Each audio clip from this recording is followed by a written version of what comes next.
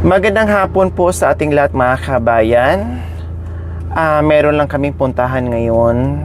Isa sa mga half-sister or half-brother ni Ate Marie Chris and Ate Princess po, alias Princing, no?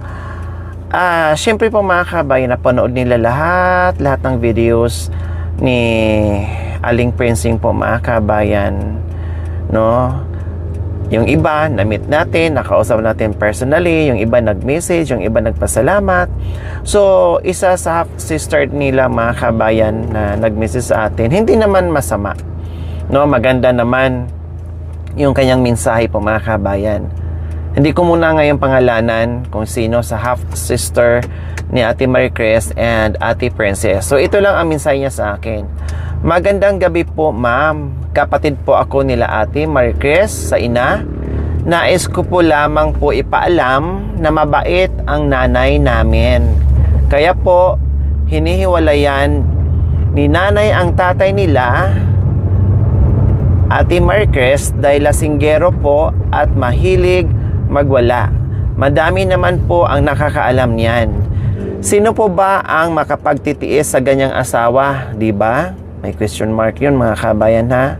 Hindi po kasi sila madalas mabigyan ng pera o anumang kailangan nila kapag pupunta sila dito. Dahil matanda na din po ang nanay namin, kahit maliit o kahit mainit, nagtatrabaho sa bukid, tapos ano ipapahiram niya lang kay Princess. Nasimulat sa Paul ay bastos po talaga yan, pareha silang asawa niya. Kapag mabigyan o hindi, nakasimangot talaga sila at hindi nagpapaalam. Ganyan po ugali nilang mag-asawa. Sino po kaya ang may ganang magbigay sa ganyang ugali? Matagal na po kami nanonood since day 1 ng vlog nila. Ma'am, alam nyo po ang totoong ugali nila. Kapatid ko po sila sa ina pero gusto ko maayos din ang buhay nila. Pero paano aayos ang buhay nila?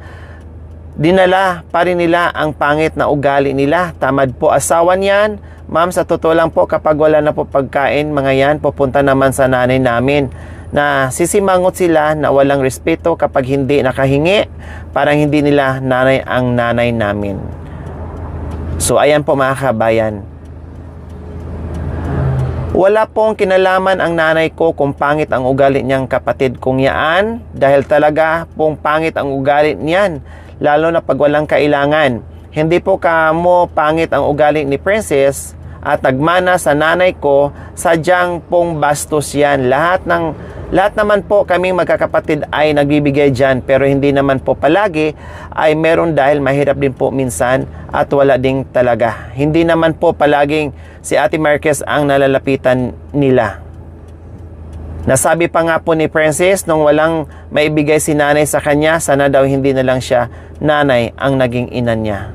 So, ibig sabihin po mga kabayan, ay may rason po ang paghiwalay ng kanilang tatay at nanay ni Aling Princing po mga kabayan. At kumbaga pinaparating ng half-sister nila na hindi po naging masama ang nanay nila, no?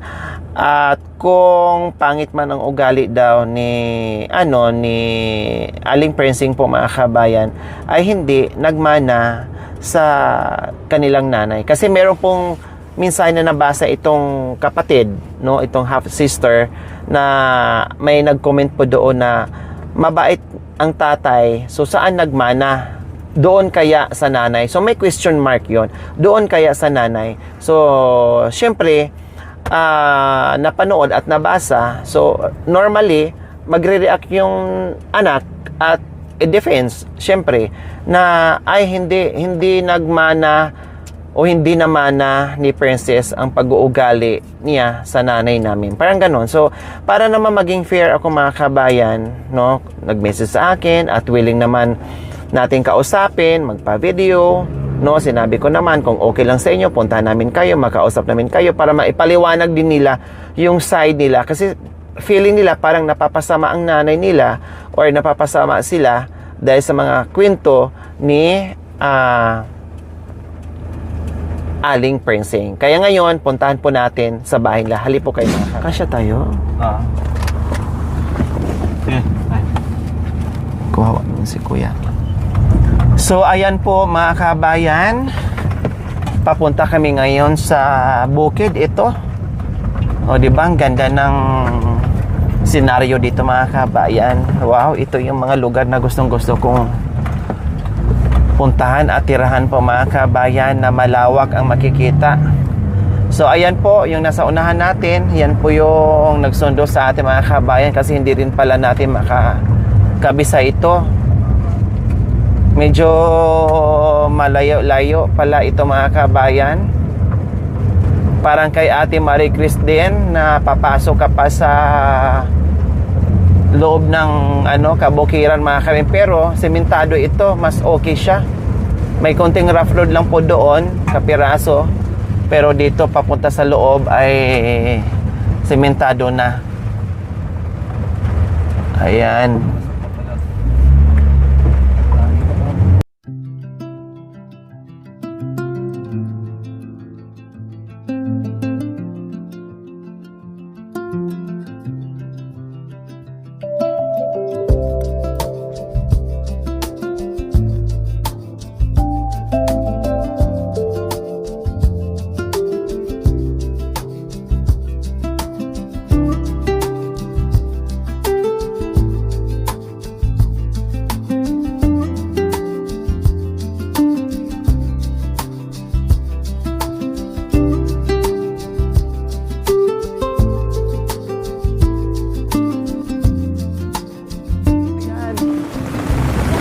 So Macto, good afternoon.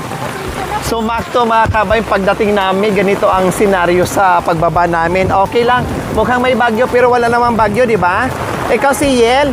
Ah, okay. Walang bagyo ngayon, Yel? Ha? Next week pa ang bagyo, pero nauna na ang ulan. Okay lang, okay lang. So ayan, pasok tayo. Napakaganda ng lugar nila dito mga kabayan, no? Mukhang tahimik at nandito tayo ngayon sa bukid. Pero napakaganda, napakalawak ng kanilang napakalawak ng kanilang kabukiran. Sila kaya ang nagmamay-ari dito mga kabayan. Makahingi man lang tayo ng isang hektarya. Oh, laki naman. Isang isang guhit.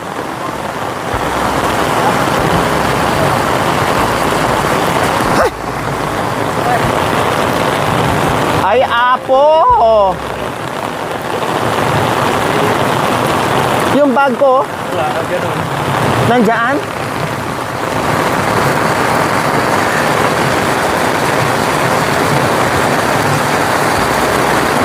Ay, apo, nadulas. Nadulas. Sige ko, magpalit na lang sana. Ay.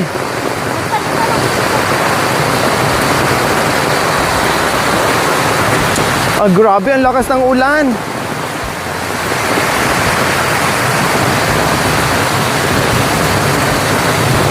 Diyos ko, sumakto yung ulan mga kabayan. Grabe.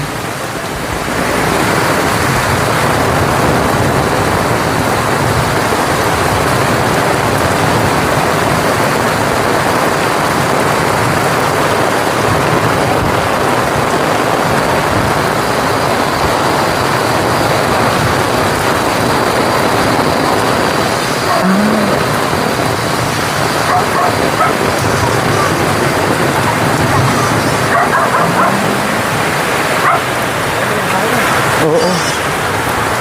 Makikidaan. Hi, makikidaan muna ha.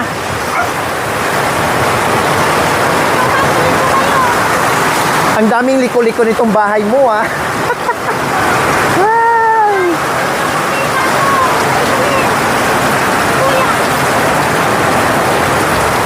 Ayan, sa wakas nakarating na rin. Ay wow, ang ganda dito ah. Ang ganda ng... Ay nako, mag-ano na ako. Hugas. Diyos ko, yung isang team natin mga kabayan ay nadulas. Hala, ano nangyari sa'yo?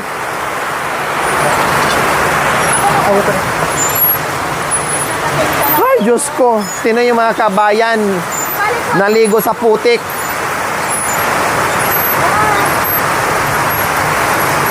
Ay, apo. Hi. Hello. Hi. Hayaan mo na lang, babasa ka niyan. Oh. Mayroong sasakyan. Mayroong sasakyan. Binigyan ng ano, pinahiram ng damit. Thank you, kuya. Pinahiram ng damit, mga kabayan. Wow, grabe dito, mga kabayan, no. Panalo din sila dito sa ano, panalo din sila dito sa mga gulay. Ito, oh, may mga balag, katatapos na siguro na ang palaya. Pero may mga gabi pa rin dyan, mga kabayan. Ayun, oh, ang kakapal ng mga gabi na ito at mga saging. So, hi! Hello! Kumusta kayo dyan? Ha? Kumusta kayo? Ha? Aba? Kumusta kayo dyan, ah? Ha? Maulan? Malamig? Ha? Malamig? Malamig? Diyan sila sa loob. Ito ay bahay ng half sister ni Ate Marquez and Aling Francine po, mga kabayan. Ito half sister niya, no? Ay! Talagang naghanda pa si ano, talagang pinamerienda pa tayo ni Ate Yel. Yel ang pangalan niya, yes, Yel. Oh. Yes! Yes! Oh, Yel. Natumba, grabe. Tama na pangalan? Yel, tama, no? Di ba, Yel? Oh, Mariel pala, kaya para Yel. Kaya nag-Yel siya. Yes! Natumba. Oh, sige, dahil binigyan tayo ng merienda po, mga kabayan, ay magmerienda tayo. Upo ka. Walang nanay na. Pumunta ako. Okay lang, mamaya na lang. Kuya, oh. Merienda muna. Oh, ito. Sabay-sabay tayo, ha? Oo. Lagyan lang kita ng mic, okay lang? Para marinig kita. Opo, ma'am. Yung nagsundo sa amin, mister mo. Mister ko po. Oh, ito yung bahay nyo. Opo. Oh, wow, ha? Ilang taon ka na? 25 po. 25. Sarili yung bahay. 20. Oh, ang galing, ha? Ano po ito? Sa pagpupundar ko din sa tindahan, pagsaga ko din yung... May tindahan ka? Opo. Sa'yo yung dyan? Oh, Ano bakit yun, bakit napakagaling? Yung- 25 years old. Yung binyag ko ng anak ko, yung naipon niya po, pinang-umpisa namin hanggang sa na-roll-roll. Ayun, kung ano po yung naano namin, itinda na mabenta, inuuna po namin dahil sa lumago. So, ibig sabihin, nung nagbinyag ka, meron nagbibigay. Yung anak ko po, Yung anak nyo.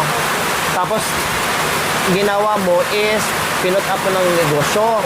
Tapos, lumago ng lumago hanggat nagkabay ka ng unti-unti. O bakit sa edad na 25, mga kabayan, bakit nagkaroon ng bahay na simentado? anak Di ko, ba? ano po tayo? Bakit Tayo. Nasa tsaga lang yan, ma, kung talagang masipag ka. Oh, di ba? Oh. Ilang taon na si Ate Princess mo? 36 or 37 years old. Di ba? Sa murang edad ni ading niya, si Mariel, nakabahay sila. Nasa tsaga lang, No? ma'am. Pero hindi ko din po ikakaila na itong bahay po, may tulong din po yung ano ko po, yung mother-in-law ko. Yung mother mo. So at least, may tulong man sa pangunguna nyo nag-umpisa na magkaroon kayo ng ganitong bahay. O, di ba? Nasa tsaga lang po talaga, nasa sipag lang. Wow, ang galing ah. Ilang ang anak mo, Isa Yel? lang po. Isa lang. Opo. Ilang taon ka ng kasal? Hindi pa po Ay, hindi. O ilang taon ka ng may kasama? Mag-aanim na po. 6 na taon na. Bata pa yung mister mo, bata pa kayo, di ba? Mas matanda lang po ako ng 1 taon. Oo. Merienda po. O sige, merienda tayo. Tinapay po. So, ayan po mga kami, mamaya na kami mag-usap. Magkamustahan muna kami. No? Walang divorce, Yel? Meron po, gusto niyo po. Oy, malaki yung ano niya, mga kami, malaki yung tindahan niya, pati yung bahay niya. Di ba, akala ko nga, dadaan lang kami dito. Hindi man, ano, Pero yun na pala yung bahay niya. nakadugtong po siya kay nanay. Kay nanay at saka kay sayo. Okay. Magkadugtong pala sila ng bahay ng nanay. Oh, merienda kayo. Merienda po. Oh, sige. Matay. Nasa tiyaga lang naman po ang ano eh. Anong trabaho ng mister mo bukod doon sa tindahan? Nagbubukid din po siya. Anong klaseng nagtatanim ng palay? Pikas po. Wala kayong sariling bukirin. Wala po. Ano lang. Ano lang po siya. Pag may pitas po, ganun pitas ng mais. Tapos yung paglilinis po ng talong, yung mga damo-damo, nagdadamo po siya. Siyempre, hindi naman pwedeng iasa sa tindahan lahat ng pangangailangan. Dapat talaga may sarili ka ding ano. Income na iba. Saan po. At maganda doon, dahil isa lang ang anak mo, talagang pinag-isipan nyo na hindi yung padami. Opo, ma'am. Na mahirapan yung mga bata. Mahirapan Kailangan yung po buhay. magdadagdag ka pa ng anak mo, siguraduhin mong may pagdukunan kang maayos. Ikaw ba ay pang ilang anak? Pang 10 kapatid po nila ako sa ano na po. Sa lahat-lahat. Pero sa pangalawang asawa ng nanay mo, Ako po panganay naman. ka? Opo. Panganay ka. Okay. So ilan naman kayo magkakapatid sa pangalawa ni nanay mo? Ako lang po. Ay, mag-isa ka lang? Kaya tinuturing ko na din silang kapatid ko. Oo, Talagang ano. Kasi parang bunso ka pala, kumbaga. Oh, tapos yung nandoon naman, Yun po talaga yung bunso nila. Yun po yung sa original. Opo. Bata pa pala, no? Mga Ano po bata pa siya? sila. Basta So, ibig po. sabihin, ilan-ilan kay lahat is 10 po. Pang 10 10 pala sila mga kabayan. No, 10 sila. Ang nakita ko siguro, 1, 2, 3, 4. Siguro mga pang-5 ito, mga pang-6 yung isa na daanan namin. So, mayroon pang-4. Ay, hindi. Nakita ko na yung 2 lalaki din. So, mga 3 na lang siguro ang hindi ko nakitang kapatid ni Ate Marie Chris and Ate Francine. Sige, merienda lang kayo.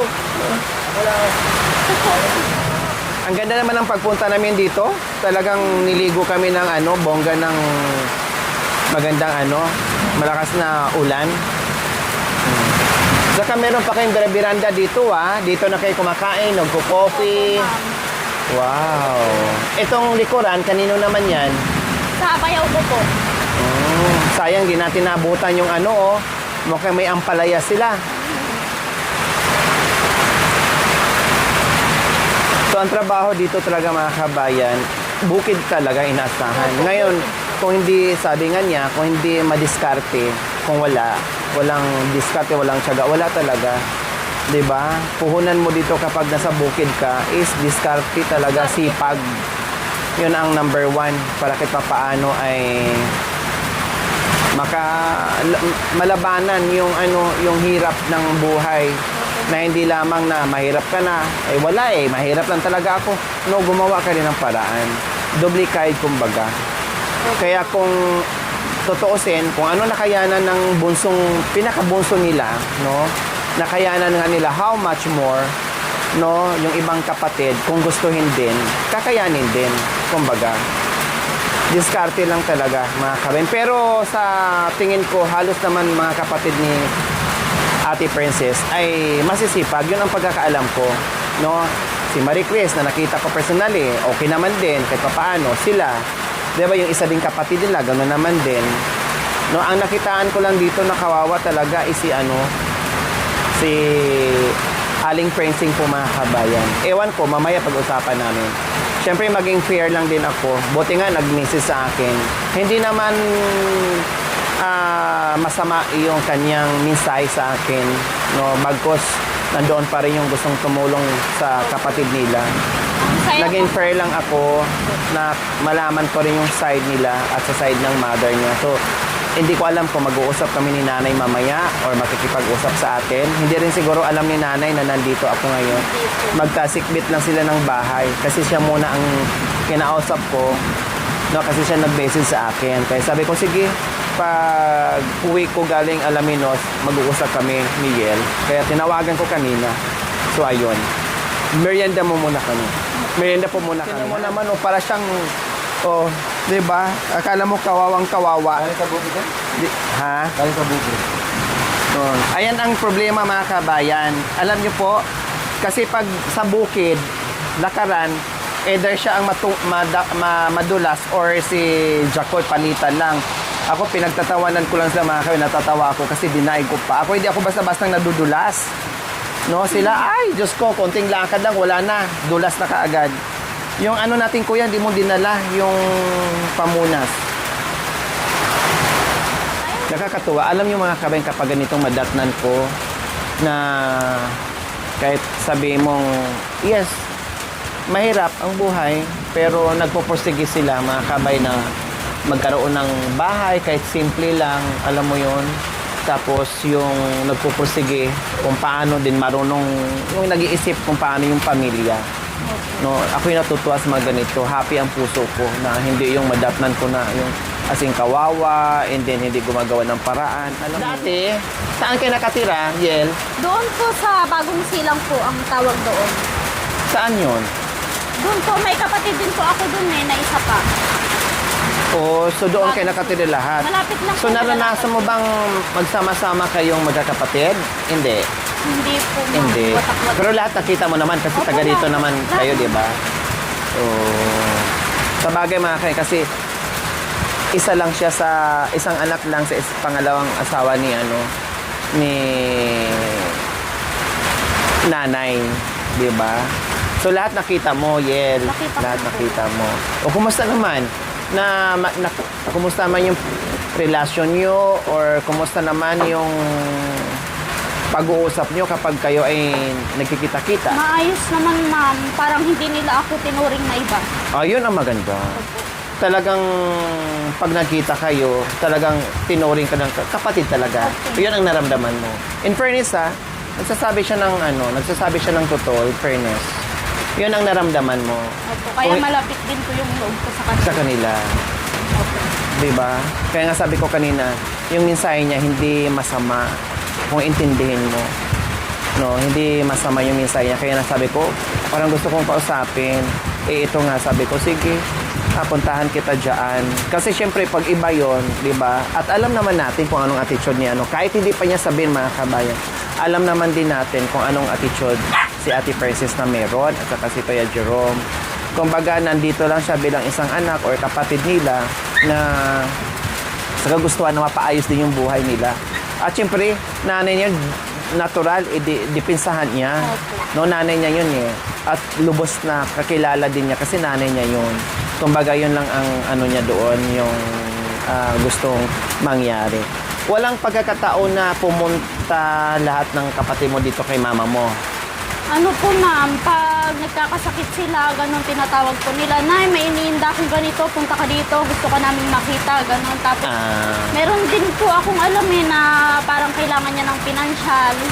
Kung meron naman po si nanay na kaya niya pong ibigay, Binibigyan. nagkaano din naman po. Pero si mama mo, kumbaga, binibisita niya yung mga anak niya, gano'n. Paminsan, meron po, ma'am, meron. Mga Paminsan pagkakataon. Opo, kapag talagang namin. Ibig sabihin, ganun. kapag kailangan ang mama mo, nandiyan lang din. Opo. Hindi talaga sa inyong tinalikuran na parang inabandon na nila. Hindi, ma'am. Nag-aasawa ng pangalawa pero inabandon nila. Hindi ganon. Hindi po ganun, ma'am. Talaga po kung kahit magtanong po kayo sa iba, ma'am, talagang mabait po ang nanay. Nandoon pa din. Opo. Yun ang gusto kong Kasi linawin. kahit may sakit sila kapag, Nay, punta ka nga dito kasi may iniinda ko. Go naman Nandyan po siya. ka agad. Opo. Pupunta at pupunta po kasi hindi niya po matiis yung mga anak niya. Siyempre, nandoon pa rin yung pagiging nanay nila. Kahit So, ikaw naman, hindi ka may nagsisilos? pagkakataon. Hindi po, ma'am. Wala man ako nararamdamang selos. Kundi naawa din po ako na sana may araw na magkakasama kami din lahat. Ganun po. Kahit na anak lang po ako sa labas. Kumusta man si father mo? Okay naman po, Okay. mabait po. Anong trabaho sa bukid din? Bukid din po, construction, ganun po. Kumusta naman ang pagsasama nila? Okay naman din. Okay naman po, ma'am. Wala pong problema. So nangarap pa rin siya mga kami. Kasi yung iba, nakikita natin, kahit hindi lang sa teleserye, di ba? Hindi sila magkakasundo, number one, di ba? Alam mo yan. Pero siya, mahalata mo talaga sa pananalita niya na wala siyang bahid na yung nagsiselos, no? Or yung manira ng half-sister or sister Sabi nga niya, naramdaman talaga niya 101% yung pakikitungo sa kanya na hindi niya naramdaman na half sister siya. So yun ang kagandahan. Doon pa lang sa salita niya ay maganda yung relasyon na kahit nagkaroon man ng pangalawang pamilya ang nanay nila. Kasi kung hindi maganda po mga kabayan, syempre magre-reflect yon sa mga anak at magmula yon kay nanay kung hindi maganda ang pag-uugali ni nanay nila. Syempre, o sabihin ni nanay, halimbawa, ay wag na yon, wag yun ang hanapin yon. Kasi wala naman din maitulong, wala naman maidulot, hayaan nyo na sila may mga kanya-kanyang buhay na. Focus na lang ako dito sa pamilya kong pangalawa. Yung mga ganun-ganun ba? Pero hindi. Kumbaga maganda yung naging namagitan yung mother nila para doon sa unang pamilya at sa pangalawang pamilya. Yun ang kagandahan doon. Kaya mamaya abangan niyo po mga kabayan. Makakausap natin si nanay dahil ito muna ang kausapin ko. Siyempre, dahil si Ate Yel ang nag-message sa akin. No? At yun nga, tamang-tama naman din ang pagpunta natin dito. Sinalubong tayo ng ulan. Tapos ang saya-saya pa, meron pang nadulas. Ang bait nga na asawa ni Yel kasi nagbigay ng damit. Wala bang samahan nyo na ng brief Meron naman po. Oh, meron naman. Samahan na ng brief, short, no? Tapos pads para tanggal lamig.